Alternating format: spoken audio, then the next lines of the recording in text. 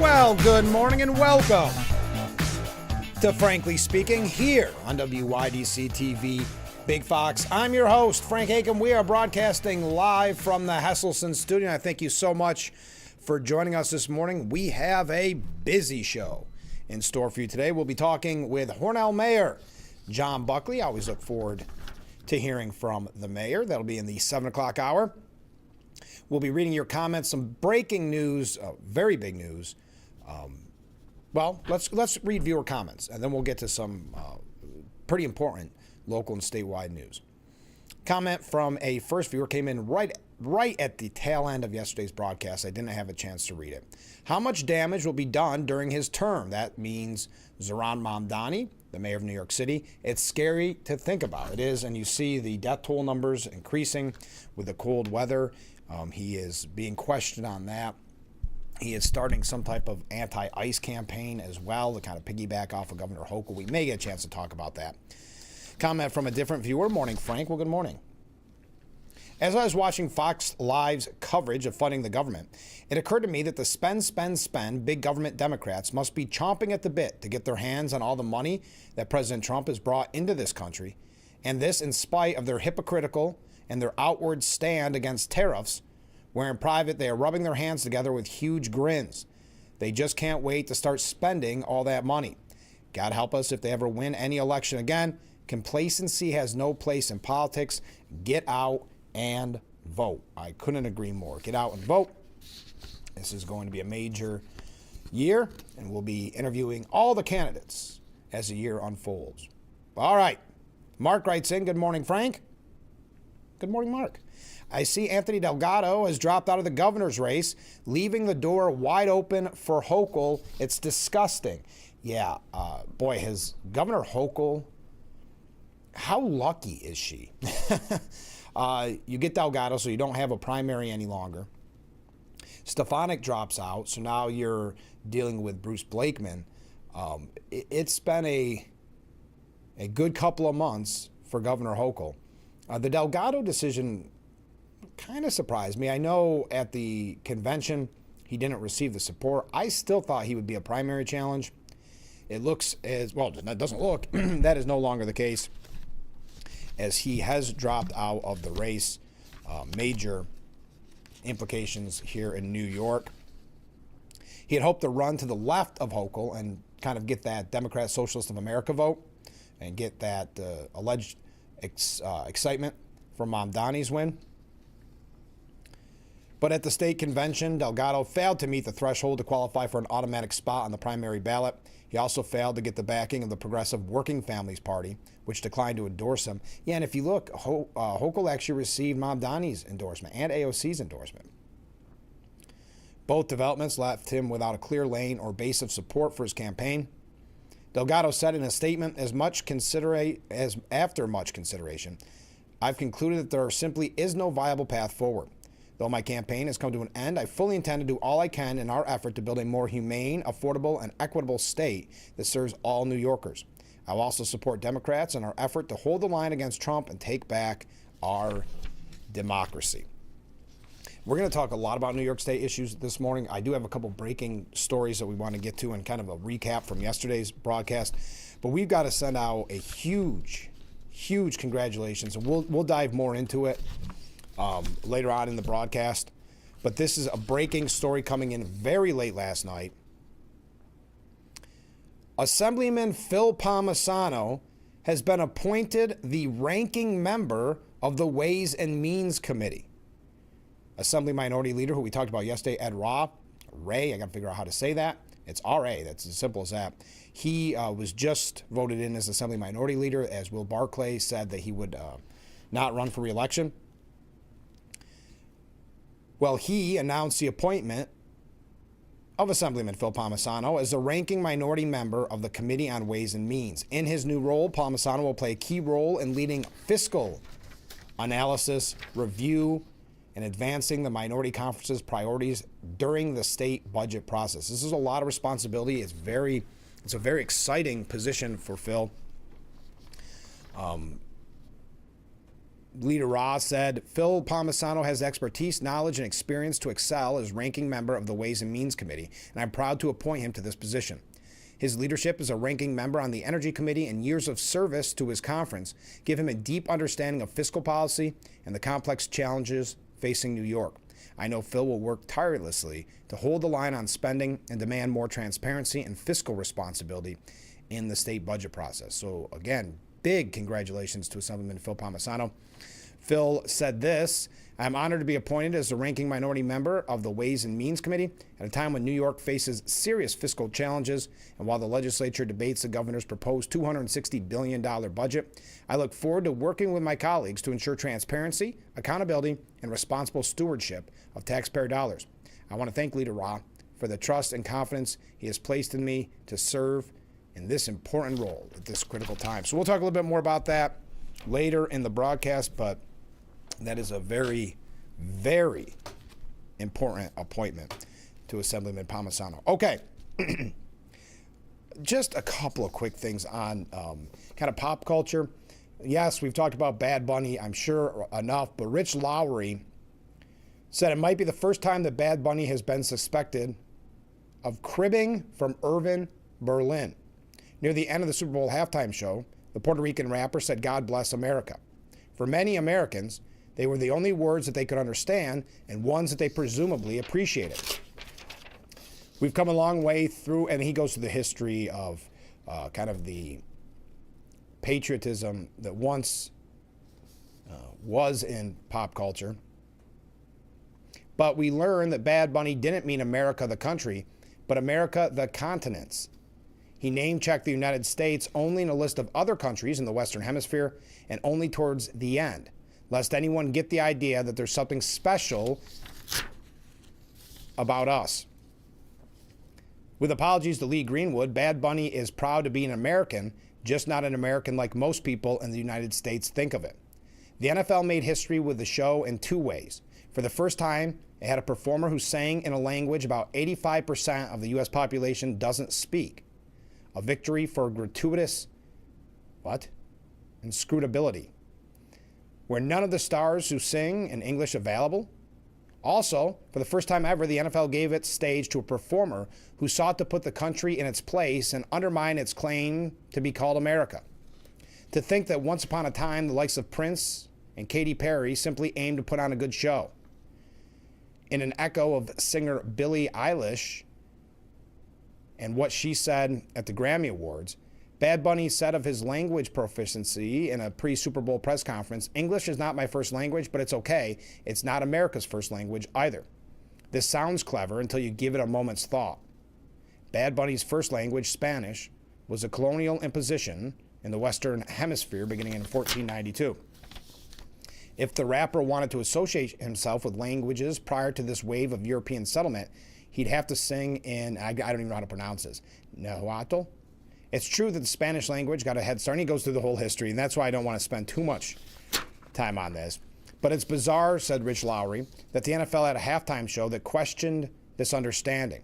Although, in the league's defense, surely few people picked up on it or understood anything else that was said. Jimmy Kimmel, this is how you can't win on the left. This is why, and I find this fascinating.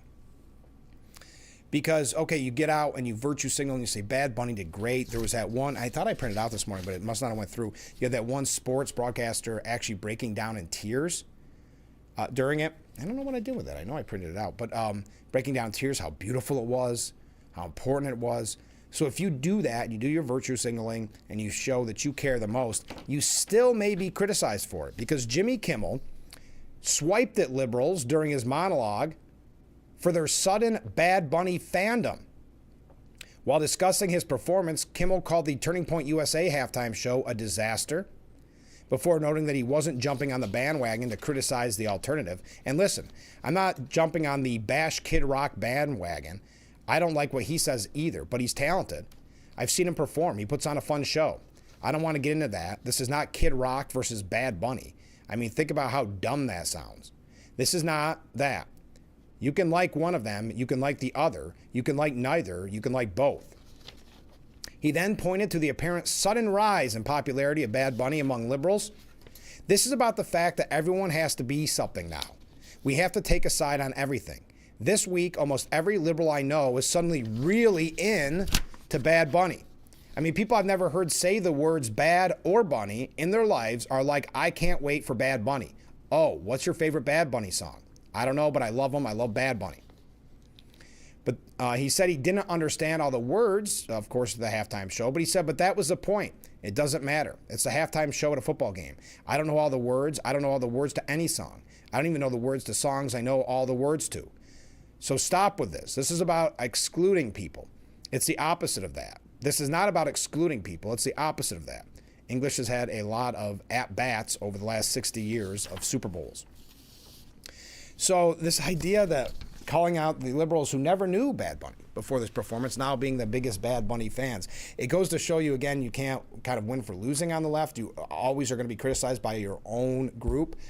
This happens, look, for instance, when a Taylor Swift or something like that doesn't come out right away and endorse, then they say, well, too little, too late. You have to be 100% in lockstep, and Jimmy Kimmel proves it again. But tying that in with the pop culture aspect, Cheryl Hines, the actress and wife of Robert F. Kennedy Jr., she spoke with Joe Rogan about being married to RFK Jr., and how I'll tie these in, you'll get in just a second. Rogan was having a conversation with her saying Bill Maher is very much a left-wing person. He has been his whole life. He has not changed his opinions at all, but he's always been very reasonable and willing to criticize the left as well as the right. And I don't know if it was because he had dinner with Trump and he met with him, which is just crazy. You're not supposed to talk to people that are the president of the United States. Hines agreed, saying, paraphrasing what Maher said, I sat down with the president and people went insane. I know the feeling because even when Bobby, meaning Robert F. Kennedy Jr., started running for president, even when he started running as a Democrat, people were angry. Democrats were angry. They're just mean, said Rogan. Like, when it comes to politics, people just get so mean. It's like these are not the type of people you ever want in any position of power. The least charitable, most vicious people, the moment you are running against them in a political party, they will pull out all the stops, take things out of context, and lie about you. And that's when he raises a good point. Those are not the people you want in power. Hines noted, even if you're in their party, it doesn't matter. They were coming always after him, but it kicked up a notch when he decided to run for president. It's just weird. And, and there were like a feeling of doom for me. Bobby's tough. He's very tough in reference to the backlash. She felt that she wasn't going to make it through it. They will viciously attack each other. And then a minute later in the hallway, it's like, hey, how's it going? And I'm still in shock. I'm still angry about what just happened in there. And they're already over it. They're already like, yeah, that's politics. That's what we do. So this kind of idea of the attacks from the left on the left. How am I running? I'm running late, aren't I? Corey Brooks, Pastor Corey Brooks, excuse me, said that Nicki Minaj, see, we're going through a lot of pop culture. Nicki Minaj broke free from identity politics, and the left can't stand that.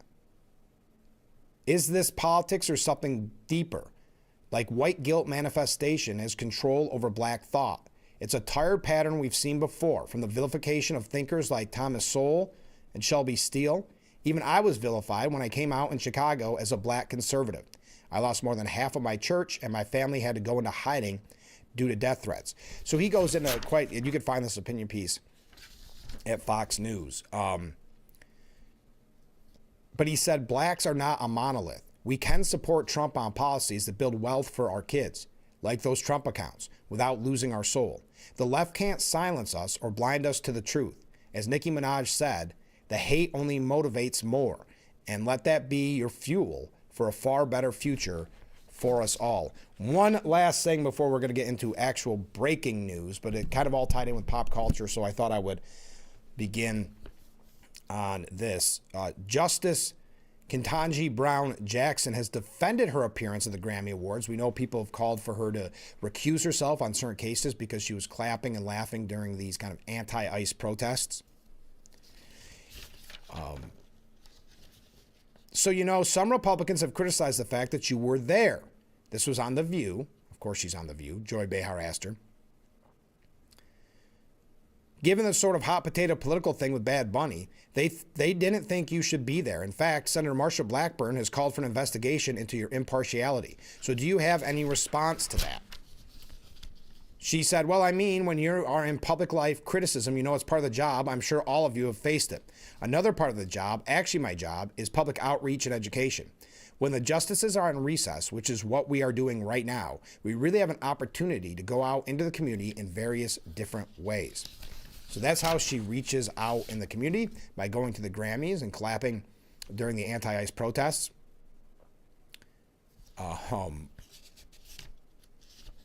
So anyway, we've covered this enough. But no, she was actually doing a service to the American people. There we go. There's our updates on pop culture. We're going to move along. We've got a lot of New York State updates as well. A couple breaking stories from overnight. Get your opinion on the international front and just in general. Then we'll jump in to New York State issues. As I said, Hornell Mayor John Buckley will be our guest in the 7 o'clock hour. And also, if you're interested, if you're in the Hornell area, I'll be on his radio program on Saturday and Sunday at 1 o'clock on WLEA. He has a program called The Pulse. So we're going to talk to him about his program. But he's kind enough to ask me to come on this week. So we'll be doing that, which I always look forward to. All right, stay with us. We'll be right back. Just getting warmed up here on Frankly Speaking.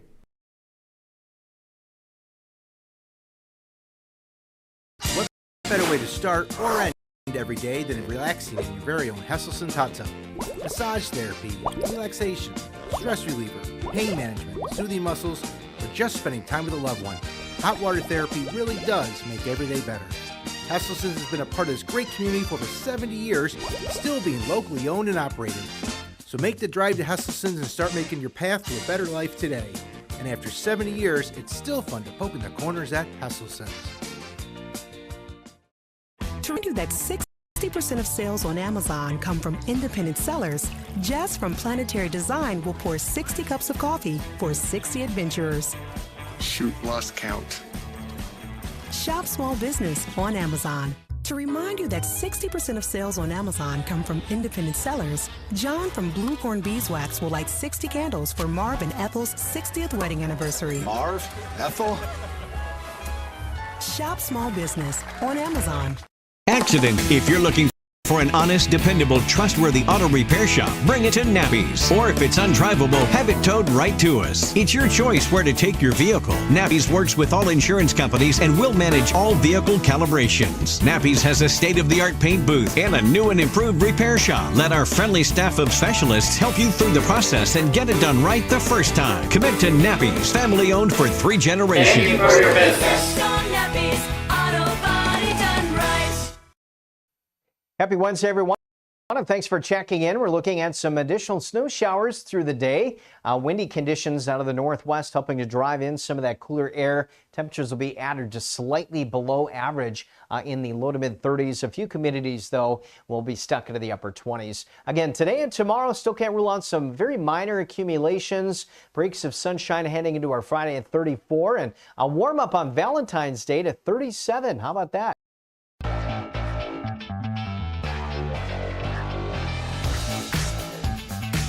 The Frankly Speaking Roof Cam brought to you by Boss Security in Horseheads. Contact them today for all your business and home security needs. We are back broadcasting live from the Hesselson's studio. Let's go to some viewer comments. Congratulations, Phil. Virtual handshake. Yes, Assemblyman Phil Palmisano. That is a big appointment. He is appointed as the ranking member of the Ways and Means Committee. So yes, a virtual handshake to Assemblyman Phil Palmisano. Continuing with comments, I just had a thought. Perhaps the Democrats say the words American citizen for the illegals because according to Bad Bunny, his logic, American citizens would be at North or South America and would all be okay to vote here. Interesting point. To the reference about the Guthrie case, Nancy Guthrie, Sienna Guthrie's mother, the kidnapping case. No, they had, as of last night, they had a suspect that's that person or a person of interest. That person has been released. So they're saying it's really back at square one, really back at the beginning. Comment from a different viewer, or same viewer, I think. Wow, how much better this country is with both the justice and the Clintons fighting for it. They are very full of themselves, aren't they? The Clintons saying that they were fighting for our country by not participating in the Jeffrey Epstein investigation. Now you have Justice Jackson Brown saying that she was reaching out and educating people by attending the Grammys, I guess. All right. Sad note, you may have heard this morning. At least 9 people were killed in connection with a shooting at Tumbler Ridge Secondary School in British Columbia, according to officials, who added that the suspect was also found dead. This is one of the worst mass shootings in Canada in years. 2 victims were airlifted to a hospital with serious or life-threatening injuries, and a 3rd victim died while being transported to the hospital. During the investigation, police identified a secondary location believed to be connected to the incident, where 2 additional victims were found dead inside a residence. So there was a shooting at the school and what looks like to be done before the school shooting in a house, in a residence. Approximately 25 others with non-life-threatening injuries were taken for assessment at the local medical center. And they were in the schools. They were kind of boarded up in the schools for quite some time for safety issues. All remaining students and staff were safely evacuated from the school. Police do not believe there are any additional suspects or ongoing threat to the public. Also, Iran, according to sources, Iran is preparing for possible U.S. strikes, according to experts. The Islamic Republic is likely preparing for the possibility of a U.S. strike, experts told the Jerusalem Post, after reviewing high-resolution Sunday satellite images of their nuclear complex. Center and southern entrances to the nuclear facility have been covered with earth, and the northernmost tunnel entrance, which features additional passive defensive measures, has also been backfilled with soil. Backfilling the tunnel entrances would help dampen any potential airstrike and also make ground access in a special forces raid to seize or destroy any highly enriched uranium that may be housed inside more difficult. Preparations like these were last observed in the days before Operation Midnight Hammer struck the facilities. According to sources on the ground, the Iranian regime is still executing their own people, and in this case, wounded protesters in hospital beds, as the brutal retribution continues every day. They are executing anti-regime protesters with wanton and brutal abandon, even murdering wounded demonstrators lying in hospital beds, according to sources telling the New York Post. Horrifying footage is being shared inside Iran of security forces raiding hospitals to look for those wounded during last month's protest, where thousands of others were killed in the brutal crackdown. Quote, they were in hospitals with IV lines or breathing tubes attached to them. And then, when you look closely, you realize they were shot in the head. They were executed, given the final shot inside the hospital. Another source said the executions are being carried on every day, with another claiming that sexual violence against the protesters is running so rampant that some of the detained girls have even asked their families to send them contraceptive pills.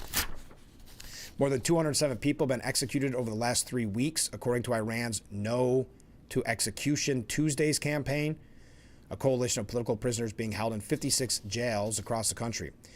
So that's an update. Nikki Haley, you remember, the former U.S. ambassador and presidential candidate, she said that President Donald Trump nipping Iran in the bud would be a legacy-defining move for the commander-in-chief. She discussed ongoing tensions in the Middle East, the GOP strategy, these type of things with Fox News. She said, you can either have Obama 2.0, where you negotiate another nuclear deal and give them sanction relief and watch this whole thing happen again, or you can actually be strong and nip this in the bud so that we never have to deal with it again. Call it what you want. It's the right thing to do. Now, this comes days ahead of Trump's scheduled meeting with Prime Minister Benjamin Netanyahu. Both the United States and Iran said the talks went well that they had recently. However, Iranian Foreign Minister Araghchi rejected the U.S.'s nuclear demands, maintaining that the country will not negotiate over its ballistic missiles program. Haley said Iran's never going to agree to that, and that's why I think the president needs to take this moment and make this a legacy-defining moment. As I told Iran once before, this was what Trump wrote on True Social. As I told Iran once before, make a deal. They didn't. And then there was Operation Midnight Hammer, a major destruction of Iran. The next attack will be far worse. Don't make that happen again. Brett Baer noted that U.S. military assets are in place, ready to take action in the Middle East. Haley's saying, my guess is he's moved all those resources there for a reason. The one thing you don't want to do is you don't want to send all these resources over there and then still have the Iranian regime standing. They need to work closely with Israel on making sure that this is finished. Iran has never been weaker than they are right now. He did a great thing when he did Operation Midnight Hammer and weakened them. He stood with Israel and made sure that he weakened their proxies. At the end of the day, what you don't want to do is give them a hand to step back up again. What would be horrible for President Trump to leave office and Iran once again show that they've been enriching nuclear material. They've been suppressing their people. They've been paying off military proxies. All those things come back up, and all of this will be for nothing. That's Nikki Haley. All right, let's take a short break. We got a couple updates before we get into New York State issues, so stay with us. We'll be right back with Frankly Speaking after this. New York State is putting nearly $60 million towards improving key roadways across the southern tier. Many older homes are still at risk for exposing residents to high levels of lead. The Nani Hood Parent Resource Center once again brought the community together for its annual Halloween parade. Around the southern tier, Finger Lake stands out for its scenery and wine scene. This year's dry drought brought some positives to the crop. Lee Com Center is looking for fans to show up and show out. When weather hits the Twin Tiers, the road changes fast, and your tires should keep up. At Tire World, we're here to make sure you're ready for every snowy morning, icy curb, and late-night drive home. From all season to dedicated snow tires, our experts help you find the perfect fit for your car, your budget, and the way you drive. Fast service, trusted brands, and safety you can feel every mile. Don't wait for the first storm and roll into winter with confidence. Tire World of Corning, family service you can trust. You've been putting back a few, and a few becomes a few too many. For a moment, you think about calling for a ride. Nah, you live nearby. What's the worst that can happen? You get pulled over, your insurance goes up, you lose your license, you total your car, you kill someone.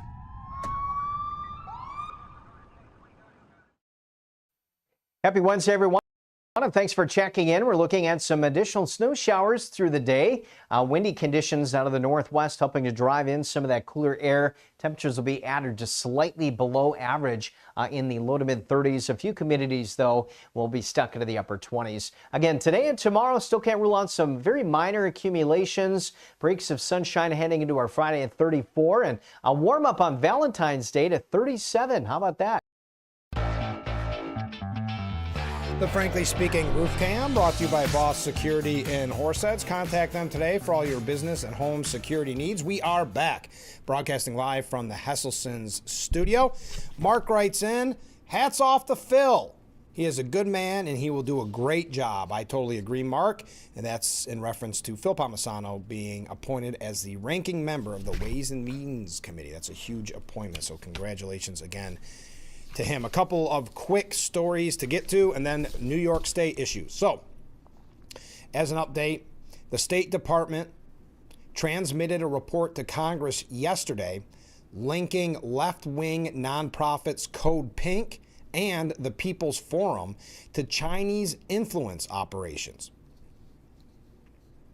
Partisan hacks spent years peddling the phony Russia collusion hoax while turning a blind eye to the sprawling web of far-left activism, or far-left activist organizations, who push the agendas of the Chinese Communist Party, said Undersecretary of State for Public Diplomacy Sarah Rogers. Organizations like Code Pink and the People's Forum denigrate the United States, whitewash the violence of Marxist regimes, and run cover for China between enjoying an influx of cash from a donor network with connections to the Chinese Communist Party. The State Department will pursue complete transparency for the donor and NGO networks that lobby for our adversaries and seek to weaken the resolve of the United States. The report is entitled Countering Foreign Information Manipulation and Interference, and it alleges that China spreads propaganda through influence campaigns run by nonprofit organizations like Code Pink, the People's Forum, and groups linked with the notorious Singham Network, who we mentioned yesterday on the broadcast. The so-called Singham Network are nonprofits that are funded by tech mogul Neville Roy Singham, whose wife is a co-founder of Code Pink. Singham, an American expat living in China, works closely with the Chinese government media machine and is financing its propaganda worldwide. That's what the New York Times even reported back in 2023. Chinese diplomats, state media, and pro-China influencers use social media, content sharing agreements, and local partnerships to publish pro-CCP propaganda, the report claims. China invests in public diplomacy, exchanges, reporting tours, and educational and cultural initiatives to boost its image. The department assesses that China, Iran, and Russia aggressively use state media, proxies, and digital platforms to spread propaganda and falsehoods, undermine U.S. credibility and policies, and expand their influence. Code Pink, founded as an anti-war organization in 2002, has accused the U.S. of launching a war on China. Now, you're familiar with Code Pink. They're the ones, especially in the past when it was George W. Bush's administration, they were somehow always let into these various hearings, State of the Unions, so that they could protest and cause a disruption. But as something that's not very surprising, but just as an update from yesterday's story on that and last week's. Also, you may have heard this by now, but it actually was breaking this morning, late last night. A grand jury in the nation's capital refused the Justice Department's attempt to indict a group of Democrat lawmakers who encouraged the U.S. military members to ignore illegal orders in a video posted online. The DOJ opened an investigation into the video featuring 6 Democratic lawmakers calling on troops and members of the intelligence community to defy illegal orders from the federal government. The lawmakers all served in the military or at intelligence agencies. Now, this, of course, led Mark Kelly to really get a lot of name recognition. Some were speculating that wanting him on the left, wanting him to run for president, which really shouldn't come as a surprise. If you recall, anonymous sources said at the time that Barack Obama actually wanted him to replace Kamala Harris after Biden dropped out.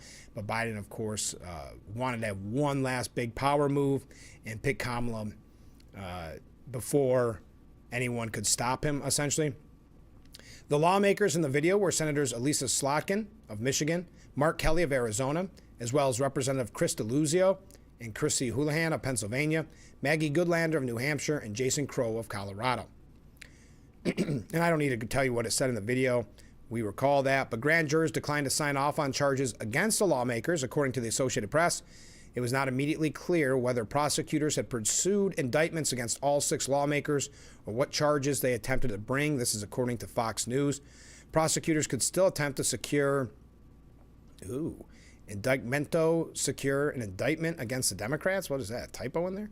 President Donald Trump has accused the lawmakers of being traitors who engaged in seditious in the highest level and should be in jail. He even suggested they should be executed over the video, although he later attempted to walk that comment back. But again, this raised Mark Kelly's status for quite some time, but then it put him in an awkward situation, like with Maduro. When Maduro was captured, it questioned what if that was deemed an illegal order by one of the troops that entered that compound or wherever Maduro was. So it raised some red flags. But that is a story that was making the rounds a lot not that long ago. And that is the update. That grand jury has rejected the effort to indict those Democrat lawmakers. All right, a couple of other updates before we get to New York State. Don't forget, if you missed yesterday's show, we had a lot of fun. We have a lot of fun every day. But with the guys from the Mark Twain Chorus, and they're singing Valentine. It's not too late to sign up for your Singing Valentine, delivered by the Mark Twain Chorus. It's for February 13th or 14th. You get 2 songs, a Valentine's flower, and a card for your sweetheart. And it's just $45 each. So if you would like to book a singing Valentine, you can contact me and I will send you the phone number or email. But you saw how talented they are and how much fun that time we spent together was. So if you're interested and you're running out of ideas for Valentine's because it's coming right around the corner, I think that's a special one. All right, let's take a short break. We'll be right back with Frankly Speaking here on WYDC TV, Big Fox.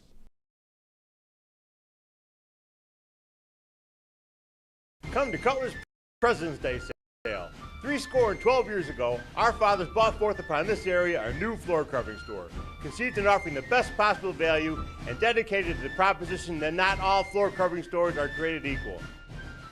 If you want the best experience, come to Cutler's. Remember, Cutler's has all types of floor covering and they are all on sale. I cannot tell a lie. Cutler's has the best selection, service, and installation.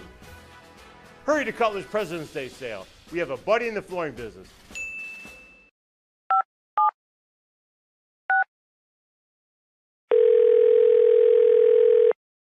Yeah, hello. I'm really not sure if this is what you all do, but I really don't have anywhere else to turn. Hi. I don't even know why I'm calling right now. I'm sorry. My thoughts are going a mile a minute. My kids are out of state. My buddies from the army are all gone now. I'm really alone. I left the service last year. My mom just passed away a few months ago. I miss so much time with her. I keep getting calls about the bills, and I'm trying to get a job, but I feel so stuck. Okay, ma'am. I'm glad you called. Okay, sir. Let's stay on the line and walk through some things. Thanks. Okay. Thanks a lot. Thank you. Happy Wednesday, everyone. Thanks for checking in. We're looking at some additional snow showers through the day. Windy conditions out of the northwest helping to drive in some of that cooler air. Temperatures will be at or just slightly below average in the low to mid 30s. A few communities, though, will be stuck into the upper 20s. Again, today and tomorrow, still can't rule out some very minor accumulations. Breaks of sunshine heading into our Friday at 34 and a warm up on Valentine's Day to 37. How about that?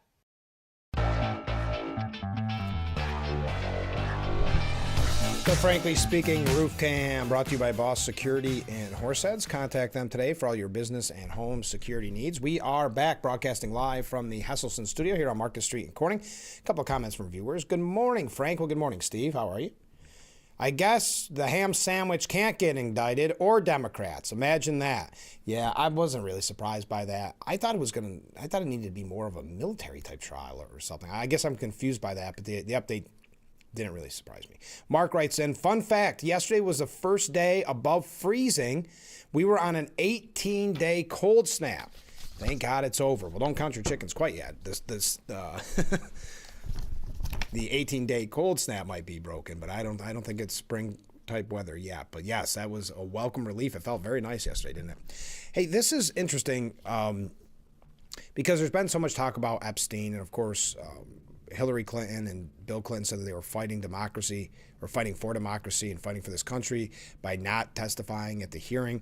Well, Donald Trump, this is recently released information, well, released yesterday, but had not been heard before. Donald Trump personally called the police chief of Palm Beach, Florida, all the way back in 2006 to thank him for investigating Jeffrey Epstein and told him to focus on the disgraced financier's evil accomplice, Maxwell. According to the summary of an October 2019 interview of Michael Reiter, who served as the wealthy Florida enclave's top cop from 2001 to 2009, the future president was one of the very first people to call when people found out. Thank goodness you're stopping him. Everyone has known he's been doing this, Trump was quoted as saying, adding that he got the heck out of there on one occasion when he was around Epstein while teenagers were present. The summary, first reported by the Miami Herald, added that Trump told Reiter he threw Epstein out of Mar-a-Lago and that people in New York knew Epstein was disgusting. He also referred to Maxwell as Epstein's operative, telling the chief she is evil and to focus on her. Ryder's name is redacted in the interview summary, but details in the document match up with publicly known information about his role in the Epstein probe. According to the chief, he met Epstein after the financier reported one of his employees for stealing from him. Ryder recounted that Epstein donated $40,000 to the department for the purchase of a machine to review security footage, cut a $90,000 check, never cashed, to buy a fingerprinting machine around the time his first victim came forward, and gave more than others to a police scholarship fund for children. Anyway, so the White House is saying, Carolyn Leavitt said that President Donald Trump's alleged phone call to the Palm Beach police chief in 2006, wherein Trump allegedly told him, "Thank goodness you're stopping Epstein," dismantles everything the establishment media and the establishment in general have been telling you, their narratives. Her comments came in a White House press briefing after the Department of Justice released that document. Leavitt said she's not sure whether the call between Trump and Ryder took place, but if it did, it supports what Trump has been saying all along. Quote, "Look, it was a phone call that may or may not have happened in 2006. I don't know the answer to that question. What I'm telling you is that what President Trump has always said is that he kicked Epstein out of his Mar-a-Lago club because Jeffrey Epstein was a creep. And that remains true. And this call, if it did happen, corroborates exactly what President Trump has been saying from the beginning." She said that reporters likely saw cracks in their narratives on the relationship between Trump and Epstein, saying, and I'm sure many of you, when you read that alleged FBI report, probably thought to yourself, wow, this really cracks our narrative that we've been trying to push about this president for many years. So we're moving on from that. So there is another update on a little bit of everything. Okay. So your thoughts on, we're going to get to New York State issues now. We've got a couple things here about Bruce Blakeman. I know we're going quick. I feel like we've covered a lot for 45 minutes, but we're going to spend a good amount of time with Mayor John Buckley from the city of Fort Knell, of course, in the 7 o'clock hour. So I don't want to miss some of these very important topics. I do want to remind you on tomorrow's broadcast, we're going to learn all about the Great Backyard Bird Count. It's kind of interesting. It's a way for them to track bird migration, but also you can have a fun time while doing it. So we'll learn about that tomorrow on the broadcast. But your thoughts on Delgado dropping out. Now, it's interesting. He gets picked as Hochul's attorney general. He kind of flips on her, and he starts running for governor. He's been doing that for a long time. It cost him his office. It cost in Albany. It cost him, I think they said, a personal or his work email and cell phone and things like that. He's been running. And he even picked a lieutenant governor running mate. And then this news breaks that he's dropping out. Now, if I was his lieutenant governor pick, I'd be a little upset. They just made that announcement, a week ago? If that. Now, I know many would be disappointed. This is another victory for Governor Hochul, just like Stefanik dropping out of the Republican side of things. Delgado not primarying her makes it even easier, a clearer path forward, of course. Now, I don't think, to Delgado's point, I don't think he ever really had a serious chance of beating her in a primary. But his thought, and some people's thoughts were, because of the quote-unquote excitement behind Mayor Mamdani, that Democrat Socialist of America wing would maybe energize and get behind Delgado. But at the conference, he did not receive the support that he was hoping. He didn't get the Working Families Party nomination. And I think there's something to be said. Remember, Zohran Mamdani did ultimately end up endorsing Hochul. Now, I thought, personally, that would not happen, or I thought, and I wouldn't say it was a full-throated endorsement. It was an endorsement, but it wasn't anything too glowing. But I did not think, I thought maybe if a Democrat Socialist of America candidate would rise up to primary her, he was kind of waiting for that so that he could endorse that person. Maybe that didn't happen. I don't think you wanted to throw your support by Delgado and create that kind of mess. Because ultimately, at the end of the day, it didn't look like Delgado would win. But it would have been nice to see a primary challenge, at least make it a little bit difficult for Hochul at this point. So your thoughts on that, and then we're going to talk a little bit more about Phil Palmisano. I've got a not too glowing piece, but something I think worth mentioning about Bruce Blakeman. And one that I know many of you in this audience are going to love, because for whatever reason, probably the last month, there's been a lot of talks of New York kind of splitting up the city from upstate. I've got a piece on that I think you'll enjoy as well. A little bit here about Hochul. What else we got? Who knows? We got a lot to get there. A lot to get to, I should say, and not a lot of time to get there. But we have to take a short break. Stay with us. We'll be right back with Frankly Speaking after this. Whoa, which one? Yeah. How late am I running? No, we're good. Stay with us.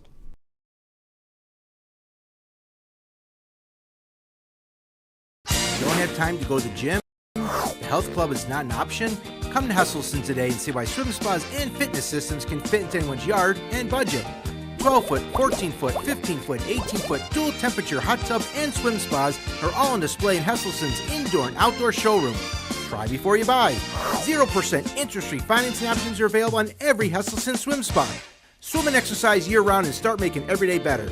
After 70 years, it's still fun to poke in the corners at Hesselson's. An albino buffalo was born. Nearly 500 kilos of cocaine has been seized in a bus. Day 1 of the National Glider Competition. Give kids time. Just 5 minutes a day. Ask them how they're feeling. And listen.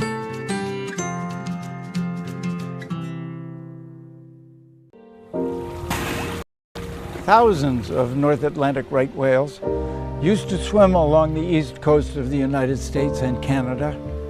Collisions with ships and entanglement in fishing gear are killing these magnificent animals every year. They could go extinct in your lifetime. But there's hope. If we act now, before it's too late, join Oceana to save North Atlantic right whales from extinction.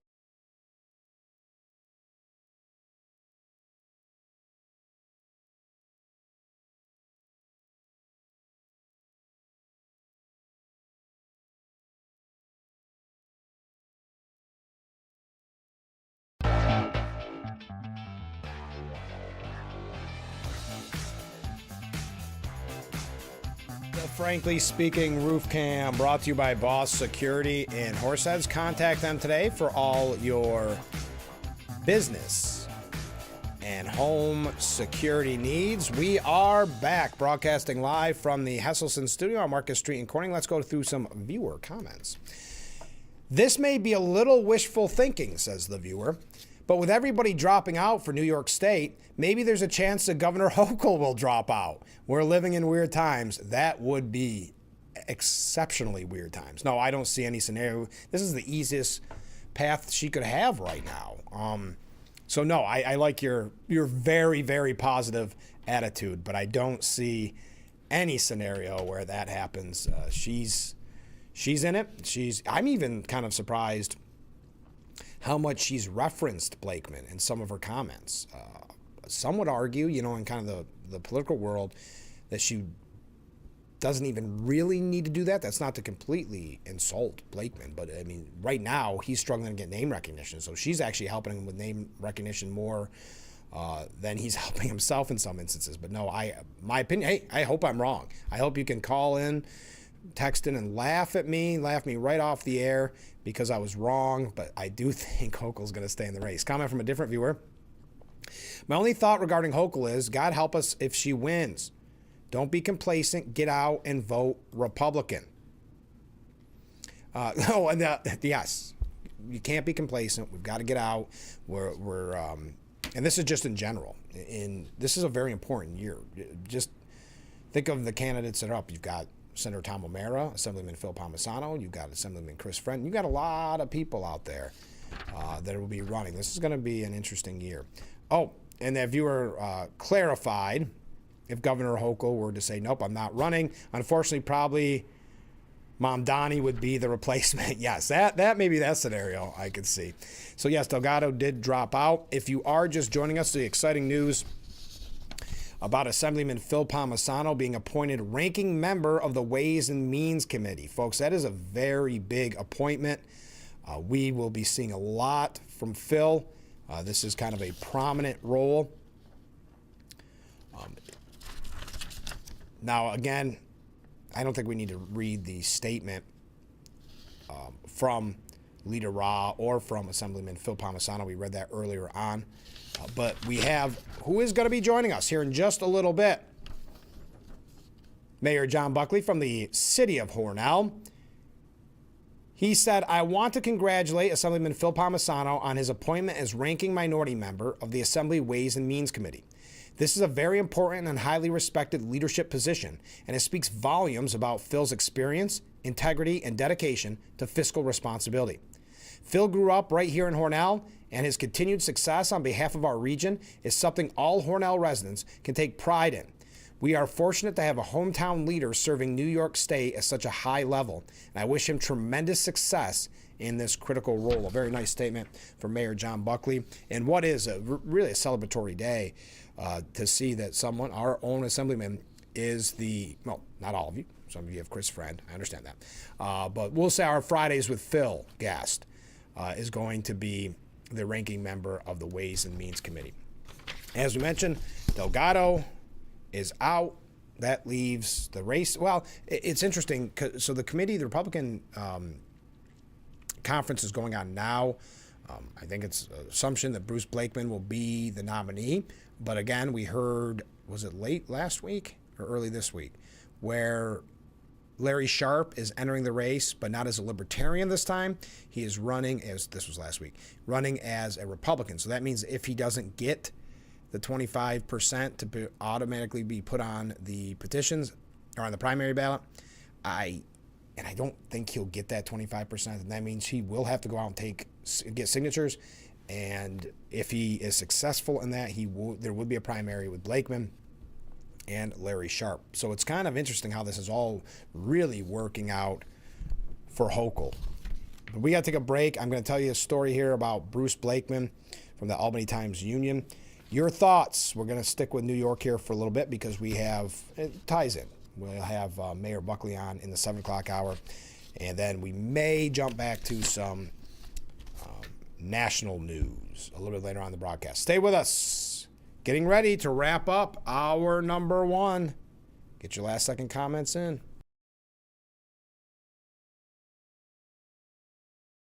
Seven reasons to buy certified pre-owned vehicles at Chilson Wilcox Chrysler Dodge Jeep Ram. 7-year or 100,000-mile powertrain limited warranty. 3 months or 3,000 miles of maximum care coverage. Carfax Vehicle History Report. Car rental allowance. 24-hour roadside assistance. 125-point vehicle inspection. 3-month Sirius XM radio. Chilson Wilcox, selling cars a different way, the right way.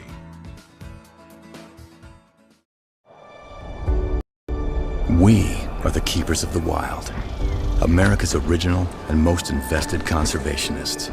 For more than 80 years, we've been committed to conserving wildlife and the natural landscapes that define our nation. From rugged alpine ridgelines to peaceful tall grass prairies, we've supported the conservation of more than 36 million acres of American wildlands. Our funding has led to cleaner water, fresher air, and improved wildlife habitat. From abundant fish and waterfowl populations to robust deer and elk herds, nothing is more important than maintaining wild spaces for adventurers to explore and wildlife to thrive. We are America's hunters and target shooters, stewards of the American outdoors.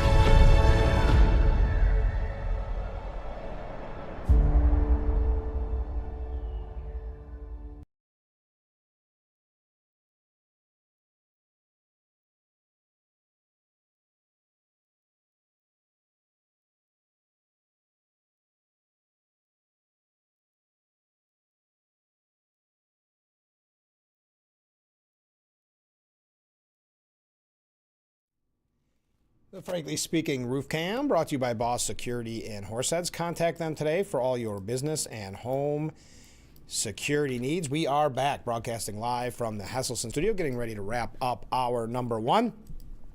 Comment from a viewer. Good morning, Frank. Well, good morning to you. What terrible circumstances. New York is under Democratic control, and the Democrats are running far left. And the left is turning socialist or outright communist. What a sad state of affairs. And what's interesting with the one-party rule in Albany and Hochul's belief that Mamdani is extremely popular, we're probably going to see an even farther push to the left from Hochul. Now, are they claiming, first of all, they'll claim she's a moderate, whatever you think about that. But put that aside, because she's not a moderate.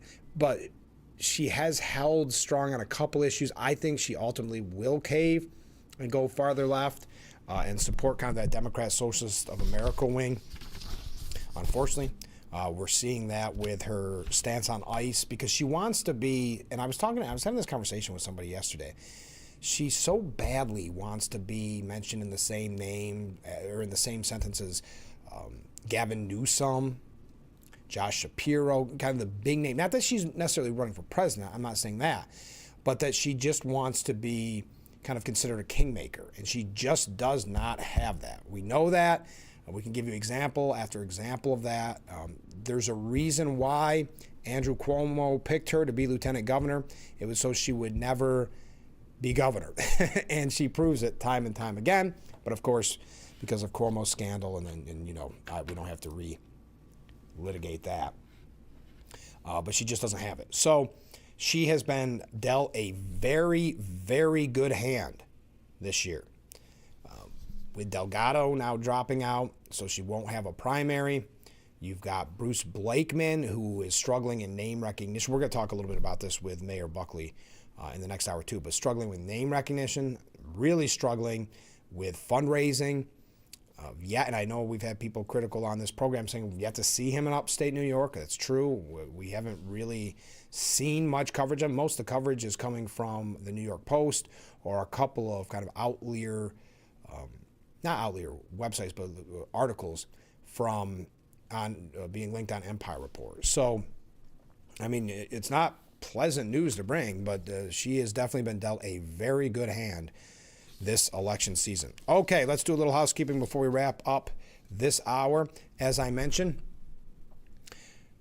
Mayor Buckley is going to be joining us in the 7 o'clock hour. Tomorrow on the program, we're going to be talking about the Great Backyard Bird Contest.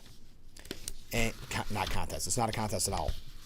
Great Backyard Bird Count. I was trying to get the exact information for you, and I apologize. I got distracted there. You can find out more at birdcount.org. Birdcount.org. And the Great Backyard Bird Count runs February 13th through the 16th.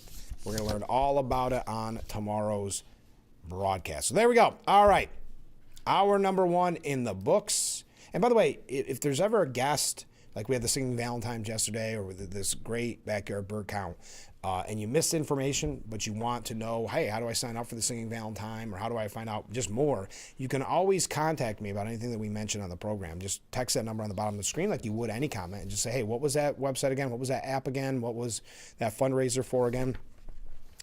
Because we always want to help out here and spread the word, especially for community programs and initiatives. So that's where we stand. Hour number 1 in the books. Hour number 2 moments away. Stay with us. We'll be right back.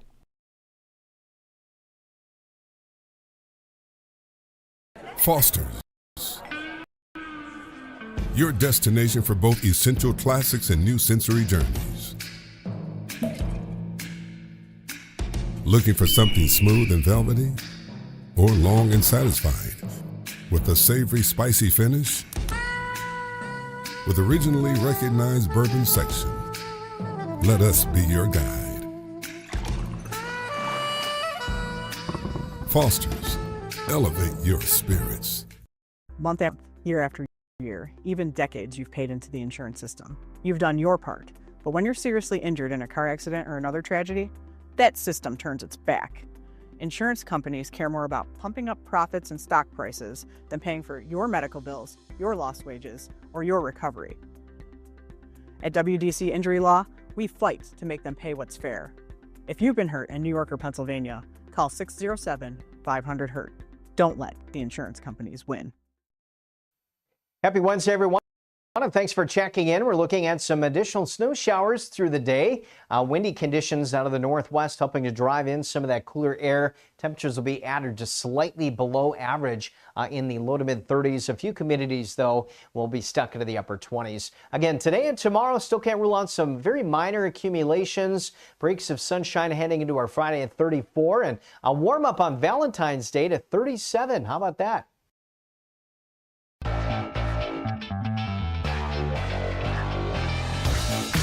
And we welcome you to hour number 2 of Frankly Speaking here on WYDC TV Big Fox. I'm your host, Frank Acom. We are broadcasting live and proudly from the Hesselson studio here on Marcus Street in Corning. We were talking New York State issues, and we're going to continue to talk New York State issues.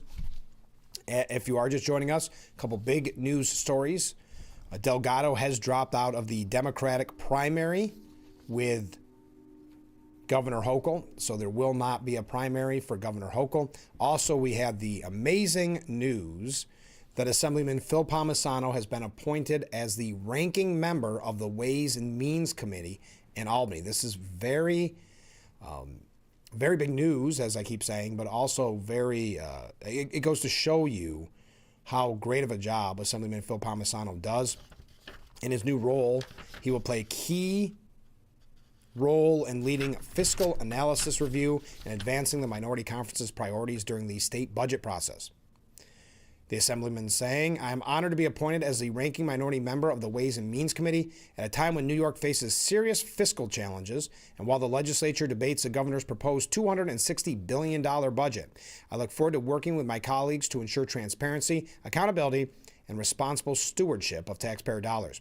I want to thank Leader Ra for the trust and confidence he has placed in me to serve in this important role at this critical time." So again, we send our big congratulations out to Assemblyman Phil Palmisano being appointed ranking member of the Ways and Means Committee. All right, so we know I've got 2 New York issues that I have to get to. First, before we talk about Blakeman, this has been the topic of conversation quite a bit here on this program, and the headline caught my attention yesterday at Empire Report. It's by Grace Thompson, and it says, "A desire to secede may be the one thing most New York regions have in common." So I know a lot of people on this program have been talking lately of how do we split from downstate, how do we make changes to the state in general. Well, Representative Nick LaLota has revived a push for Long Island to break away from the rest of the state. Well, thanks a lot. Thanks, Nick. Thanks for looking out for us. Okay. But there is a desire to secede, and again, I love this headline, maybe the one thing most New York regions have in common. From Staten Island to upstate, some New Yorkers have long been asking for a breakup. Only Vermont has been successful seceding from the Empire State back in 1777. A century later, New York City Mayor Fernando Wood proposed becoming a city-state or a free trininsula, including Manhattan, Staten Island, and Long Island. Since the 1960s, new calls for secession reappear with similar talking points. Here's a tour of New York's most recent commitment phobes. So this is examples of the most recent discussions have been had about this, because I know people have been asking questions. You can understand when we have this topic and you hear me say on this program, I'm jaded to it. Now, not that I was around since the 60s, but these calls have been happening since the 60s and nothing ever gets done. It gets very frustrating. So that's why sometimes I don't embrace it as much as some viewers want, but that's why I'm bringing you this story today. In Long Island, Republican Representative Nick LaLota tweeted about a state of Long Island on February 3rd, complaining that their tax dollars are being siphoned off to New York City. The call for secession is more tradition than rebellion. This one has been in the works since 1896. There was a secession-friendly vote in the 1990s. Suffolk County Comptroller Joseph Sawicki Jr. proposed plans in 2008. And Assembly member Keith Brown said Long Island was an ATM for the city back in 2023. Then you've got Staten Island. Staten Island has always been ready for a good secession discussion. The forgotten borough has been workshopping a goodbye from the rest of New York City since 1947. Staten Islanders voted to secede from New York City half a century later, but the borough, I always have trouble with that, nonetheless remains tethered to the city. All right, now let's get to what we really care about. Upstate. Upstate has dreamt of a breakup since at least 1969, when Norman Mailer and Jimmy Breslin ran for New York City mayor and city council president on the platform of making the 5 boroughs into the 51st state. New secession ideas are always circulating, with suggestions including making a state of New Amsterdam or merging upstate counties with Pennsylvania. Each suggestion goes through rounds of upstate-downstate showdowns, or at least secession supporters would like to think so. It always ends the same way. A lack of votes in Albany, no acts from Congress, and just another round of lessons in failed cartography. Then there's Divide New York State. Another bill was introduced in 2025 to divide New York into 3 autonomous regions. And that was before 2025, but anyway. The New York region, which would be New York City, New Amsterdam, which would be upstate, and the Montauk region, which would be Long Island, as well as Rockland and Westchester counties. The proposal would give each region its own governor, legislature, and purse, but there would still be a central authority and bank account. The movement started gaining traction in 2019, and supporting Republicans believe it would be easier to create 3 autonomous regions than 2 states, such as New York City versus everyone else, legally bypassing Congress and instead only requiring an amendment to the state constitution. So that is why many people believe the 3 autonomous regions could be the most successful. Whether or not it gains traction is still to be seen. And finally, some in Western New York feel it should be its own state, with a call to be split on a north-south line just east of Rochester. Names like the state of Niagara and Western New York State have been proposed, with secession supporters saying Albany is largely controlled by figureheads from the New York City metro area who do not represent Western New York's interest. All right, so there you are. I knew you want to talk about it. So keep those comments, keep those waves coming in. I do have to take a short break because we've got a lengthy discussion with the mayor of Hornell, John Buckley. I also want to remind you, if you watch today and you say, I just did not get enough of that interview, we're going to have a whole different interview on his radio program. He has a radio program on Saturday and Sunday at 1 o'clock on WLEA in Hornell. It's called The Pulse, and I'm going to be the guest this week, so I'm looking forward to that as always. I'm on about once a month, give or take, and we always have a blast, and I'm glad that the mayor can be back on the program. Comment from a viewer: why would upstate New York be New Amsterdam? That's utterly ridiculous. That's what New York City was called. Let them take their name back, and let's be the real New York upstate. Thank you very much for that. Even this conversation, when people are I knew they would get heated up. Everybody's going to get heated up over it. But I agree with you. That doesn't make sense to be New Amsterdam, not us. If they want it, that's fine. All right, we got to take that break. And then Mayor Buckley coming up next. Stay with us.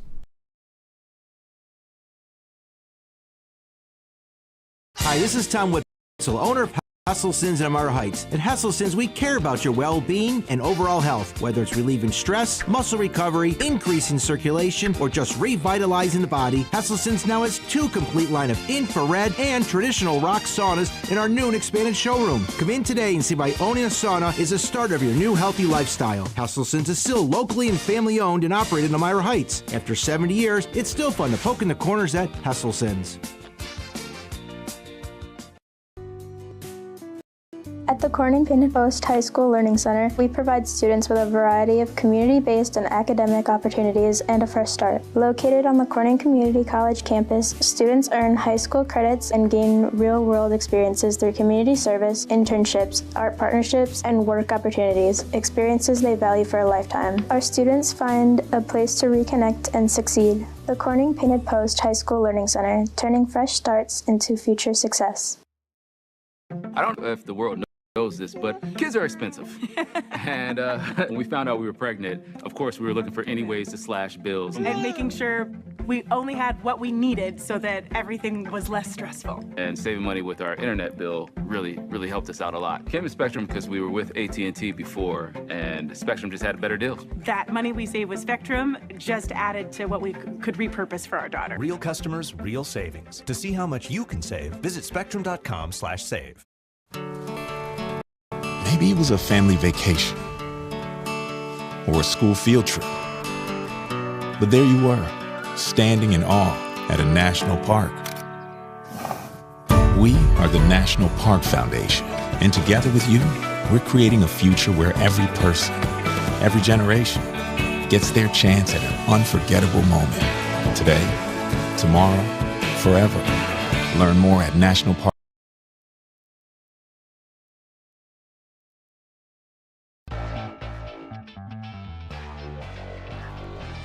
The Frankly Speaking Roof Cam, brought to you by Boss Security and Horseheads.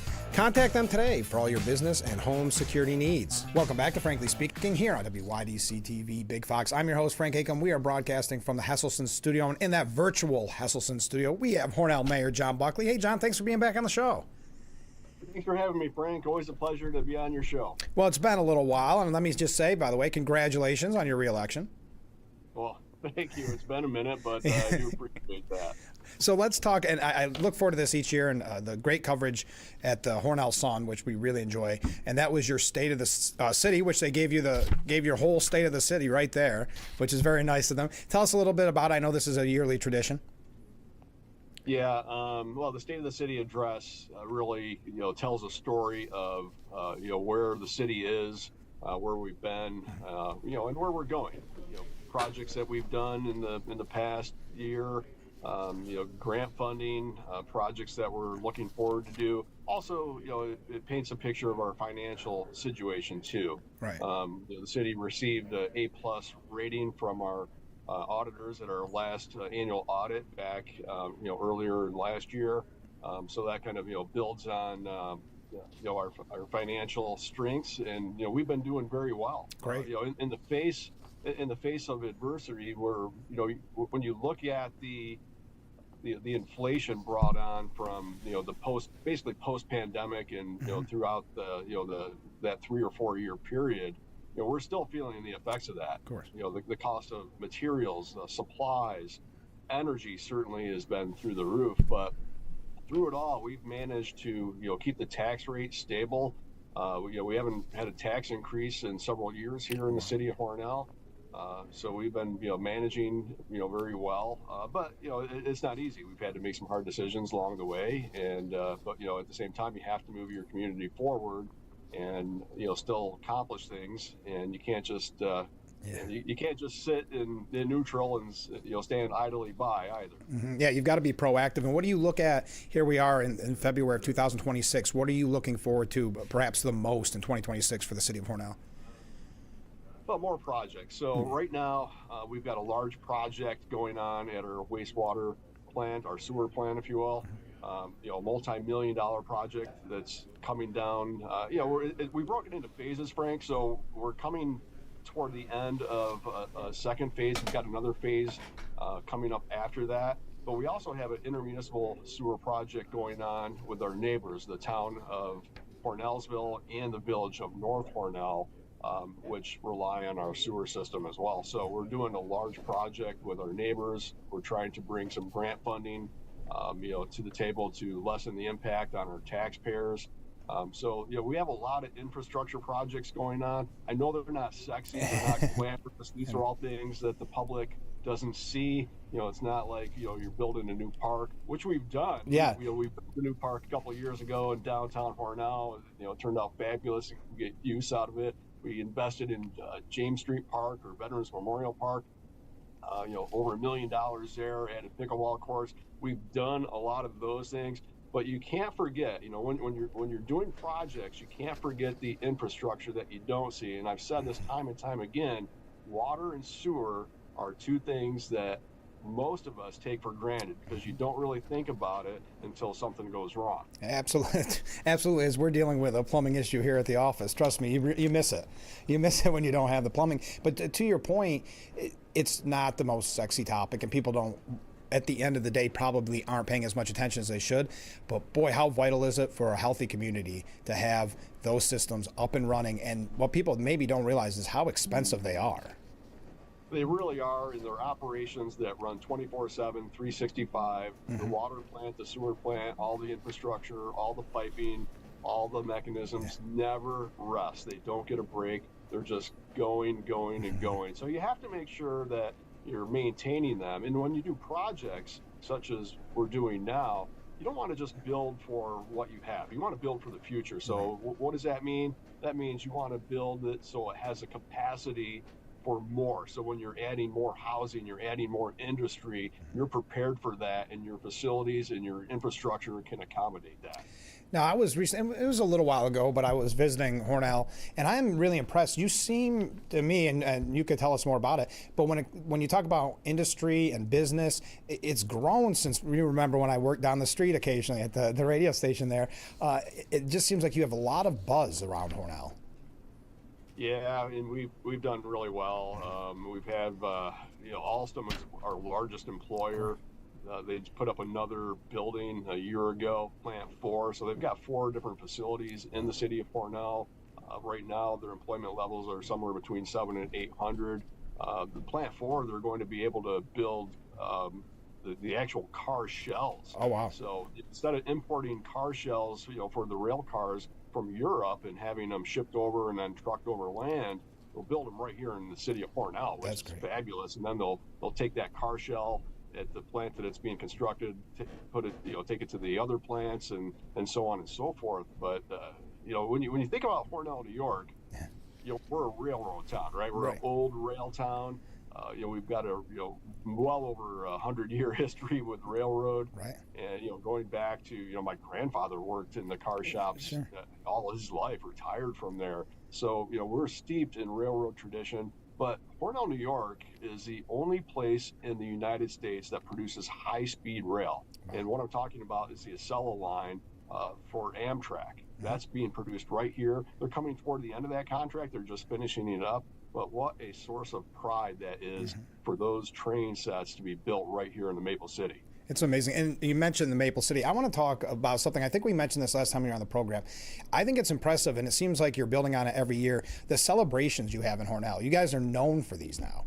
And I know you just added, last year, the year before, the Christmas celebration. You just keep growing.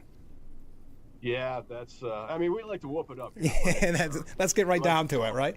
We like to have fun. The St. Patty's Day parade is coming up, St. Patrick's Day, and that's always a huge draw. That's the largest parade of the year in Hornell. We draw people from out of state. We have people from Florida that make the pilgrimage up here every year just for that parade. Yeah. It's really amazing. But not only that, but throughout the year we've got the Memorial Day parade, the 4th of July, the Independence Day parade, which is going to be the 250th this year. So that'll be one heck of a celebration, and we're going big, with fireworks and, That's great. and a few other things that we've got planned. But you're right. We have things throughout the year. We partner with Hornell Partners for Growth, which is our business improvement district. And the city partners with them. We have the fall festival, and I'd mentioned some of the parades and other festivities. But Christmas, we do Christmas big here in Hornell. From the decorations, we basically have tried to hallmark the downtown. 2 large Christmas trees, one on downtown in Main Street, another at Union Square Park. We have Santa's Cottage, which if you live in Corning, it's kind of like the equivalent to. What you have with the glass, and sparkle sparkle and all that. So we have our own version of that. The Christmas parade that we started some years ago has just grown exponentially. Great. And we just get thousands of people that come out for the parade, the tree lighting, and then the opening of Santa's Cottage, which is all on the same day. And then we have Christmas at the Square, which is a separate day and a little festival at Union Square Park. So throughout the year. Whether it's Fall Fest, the Christmas celebrations, Independence Day, St. Patrick's Day, we've got our bases covered, and we do it all. You're running out of weekends. You got too many going on. Yeah, we'll have to create more. So let's change the topic here a little bit. NICOM Winter Legislative Meeting in Albany. Tell us about this. What you're seeing on the ground there? Because correct me if I'm wrong. You're a part of the executive committee. Or part of the. What's your title there? Chairman. Yeah, I'm chairman of the. I'm in a part of the executive committee, so I'm a member on the executive committee, and I'm also the chairman of the employee relations and public safety committee. So I kind of wear a couple different hats there at NICOM, New York Conference of Mayors. We have our winter legislative meetings, and we basically kind of go over the executive budget, what's being proposed. where we think certain legislative items that we're advocating for stand. How do we make out last year? Some of the items that we advocated for last year. Did they get through both the Assembly and the Senate? Did they get to the governor's desk? Did they get enacted? So, it's kind of where we stand. What do we want to push for and advocate for going forward? Great opportunity for mayors around the state, and collectively, and it doesn't matter if you're a Republican or Democrat. If you're a mayor of a city or village, you're going to have pretty much the same issues, right? We talked about infrastructure earlier, right? Roads, things that every community has to needs and has to deal with. So those are the kind of the nut and bolt items. Obviously, AIM funding, that's always it seems like it's always the number one item. AIM funding, aid and incentive to municipalities, which the state has basically held frozen for 15 years. It's kind of maddening to me. We talk about foundation aid for school districts going up seemingly every year, and good for them. It's not not a negative for them to get more money because costs go up. But at the same time, don't forget about your cities and villages. The cities and villages that provide your water, your sewer, your police protection, your fire protection, your EMS, your DPW, your codes, all of that stuff. Those costs continually increase, and if you have no increase in your AIM funding and it's unrestricted aid, if that just stays flat over the course of time, it just gets eroded by inflation. Sure. So if you're getting $100,000 annually or $1 million annually, it's just you don't have the same purchasing power 15 years down the line. So that's one of the main things. And CHIPS, obviously, we advocate for that. Roads and bridges and things of that nature, transportation money. But there's a whole wide range of things. As chairman of the Employee Relations and Public Safety Committee, one thing that I've been heavily advocating for is a designated funding stream for EMS. So for those agencies that provide EMS around the state that are hurting, and a lot of them are hurting, they're struggling. I think that there should be, not only a study, which the governor did sign. The governor did sign a bill that requires counties to conduct a study and basically identify areas of need for underserviced communities throughout their counties. But I believe there ought to be a designated funding stream to help provide, with state funds, monies directly to these agencies to better serve their communities. Because at the end of the day, Frank, when you dial 911, you expect that ambulance to show up. Yeah, when you talk about us in our rural area, I know this has been a major talk at the county as well, where there's struggle. There's kind of these deserts, you could call them, where there is no EMS help. Yeah, and not only that, but a lot of the volunteer agencies are folding up shop.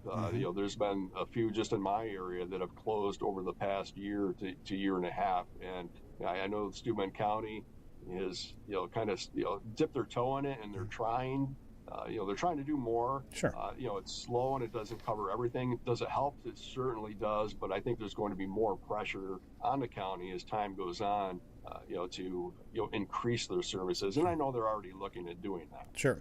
And going back to the NICOM winter legislative meeting, what was the reaction, would you say, to Governor Hochul's proposed budget? That's always a mixed bag. Yeah. When you have a budget that size, there's always going to be good things in there, right? There's more infrastructure money and things like that. I think the downside is when you look at the totality of the budget and the size of the budget that rivals the state of Texas and the state of Florida combined. I think you look at it as like, okay, there's a lot of wasteful spending here. Why don't we redirect some of that spending? Cut some of the spending or redirect it where it's more impactful for New Yorkers. And as a mayor, I'm always an advocate for municipalities, for cities and villages, and the things that we need to provide services to our city. And by services, I mean, police and fire protection. I'm talking about water and sewer and those things that you rely on. I think too often the subject matter revolves around these national type topics and trying to pander to different groups, interest groups. I think that's where things kind of get lost and things get muddy, and and that's where some of the consternation comes from. Yeah, and when you think about it, what's always scary, the budget is already kind of terrifying when Hochul releases it, but in Albany, they're going to say they haven't spent enough, that they need more. So it gets pretty scary around this time of year. Yeah, and it's always, it's never enough money. It's always, well, this is a good first step. Yeah, exactly. Yeah, I mean, we've heard those things before, but with a budget the size and scope of New York's, there's no reason why AIM funding and CHIPS should. There's no reason we should have to go and beg and plead every year for incremental increases. When honestly, Frank, these types of programs should be tied to the CPI, right? So if inflation goes up, your CHIPS money should go up, because when you're spending money to repave roads or fix bridges, and you have the same amount of money in the pot every year, we're going to do less that next year. Absolutely. We're going to do even lesser the year following. So those things, in my mind, should be tied to the CPI. When you were at the NICOM winter legislative meeting, was Mom Donnie there? Mayor Mom Donnie? No, he didn't make it? He was not. He did not make it. Oh, darn it. I wanted to see what you thought of him. But speaking of another leader that you met, how's Carl Hasty? It was interesting. So I actually got to meet the speaker as part of a NICOM delegation, and at the tail end of our conference, we had what we refer to as Lobby Day. Yeah. And it's an opportunity for the members to go and lobby their assemblyman or their senator. I have a close relationship with Senator O'Mara and Sure. Assemblyman Palmisano, and we call, and we're readily available to each other. So what I did is I partnered with Barbara Van Epps, the executive director, and Bill Brazier, the NICOM president, and we actually lobbied some of the leadership. Yeah. And the speaker was on our list and was gracious enough to give us some time. And I tell you, he was very personable. He was engaged. I got to talk to him one-on-one about some of the kind of the red meat issues that you and I were talking about. Sure. We talked about sewer, and we talked about creating a program like a CHIPS-like program for water and sewer infrastructure, where communities would receive state funding based on your mileage of your sewer and water lines, Right. which would be fabulous. And that way you could get ahead of some of these problems, and you would have money to maintain them throughout instead of waiting for something at the end where it's a total failure. Right. So we were engaged. We probably talked to him for 20 minutes or so, Okay. and with good conversations. And I have nothing bad to say about the speaker. I will say, interestingly enough, at the end of it, we're all kind of milling around, and some people wanted photos and stuff, and I happened to notice he went over by his desk, and I saw a Dallas Cowboys hat behind his desk. And I said, "Speaker, are you a Cowboys fan?" Yeah.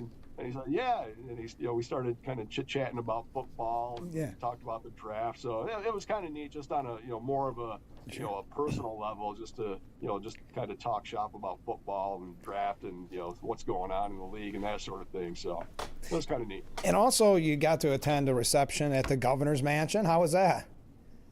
Well, okay, so every year, NICOM, well, I don't want to say every year, most every year, NICOM is invited to the governor's mansion for a reception. And, the governor comes out and, Sure. gives a speech, and, it's kind of the same thing every year, Right. Which is fine. Yeah. She's going to tout different programs and what she's doing. And, I would expect any governor anywhere to do the same thing. Right. But, it is an opportunity to get in front of the governor. Although when you have 60 or so different mayors, and you're all trying to get a moment, you really literally get a moment. I'm sure. If you're lucky enough. Yeah.